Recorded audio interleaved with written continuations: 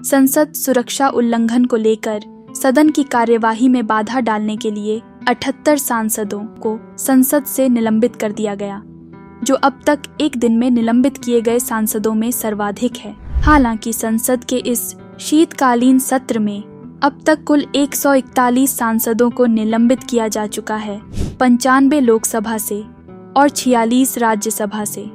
आपको बता दें कि संसद सुरक्षा उल्लंघन मामले पर सदन की कार्यवाही बाधित करने के लिए सांसदों को राज्यसभा और लोकसभा से निलंबित किया गया है। संसद से निलंबित किए गए सांसदों की सबसे बड़ी संख्या 1989 में थी, जब 63 सांसदों को निलंबित कर दिया गया था।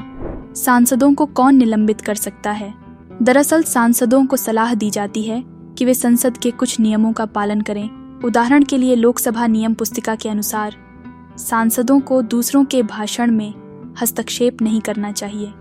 वहीं सदन की मर्यादा का पालन करना भी आवश्यक है, जैसे कि सदस्यों को सदन में नारे नहीं लगाने चाहिए, तख्तियां प्रदर्शित नहीं करनी चाहिए, विरोध स्वरूप दस्तावेज नहीं फाड़ने चाहिए और कैसेट या टेप रिकॉर्डर नहीं बजाना चाहिए।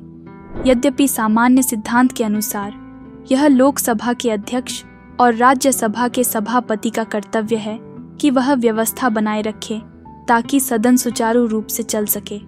यह सुनिश्चित करने के लिए कि कार्यवाही उचित तरीके से संचालित हो, अध्यक्ष या सभापति को किसी सदस्य को सदन से हटाने या निलंबित करने का अधिकार है। आइए जानते हैं क्या है सांसदों के निलंबन की प्रक्रिया। विभिन्न संसदीय नियमों के अनुरूप राज्यसभा से सांसदों के निलंबन की प्रक्रिया। नियम 255, सभापति किसी भी सदस्य को उसके आचरण में गड़बड़ी पाए जाने पर तुरंत पद से हटने का निर्देश दे सकता है। नियम 256, सभापति किसी सदस्य को किसी सत्र की राज्यसभा अवधि के लिए राज्यसभा से निलंबित कर सकता है।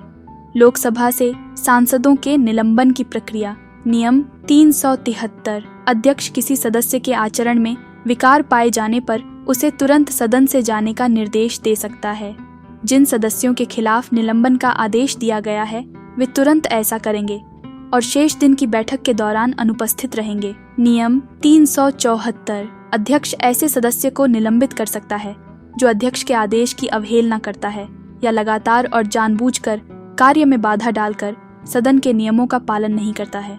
नियम 374 ए, इस नियम को दिसंबर 2001 में नियम पुस्तिका में शामिल किया गया था। इस नियम के तहत किसी सदस्य द्वारा गंभीर अव्यवस्था स्थिति में, जैसे कि लगातार सदन के नियमों का दुरुपयोग करना और नारे लगाकर सदन के कामकाज में जानबूझकर बाधा डालना, ऐसा करने पर स्पीकर किसी सदस्य को निलंबित कर सकता है। निलंबन की शर्तें को देखें तो निलंबन की अधिकतम अवधि शेष सत्र के लिए है।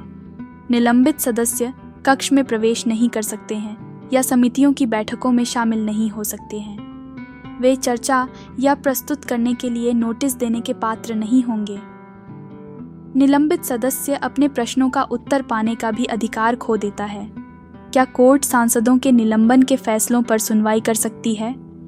न्यायालय द्वारा हस्तक्षेप। संविधान का अनुच्छेद 122 के अनुसार संसदीय कार्यवाही पर अदालत के समक्ष सवाल नहीं उठाया जा सकता है। हालांकि अदालतों ने विधायिका के प्रक्रियात्मक कामकाज में हस्तक्षेप किया है।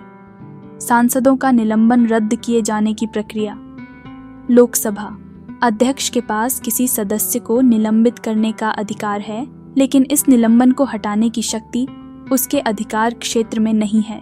यदि सदन चाहे एक प्रस्ताव के माध्यम से निलंबन रद्द करने का निर्णय लेता है।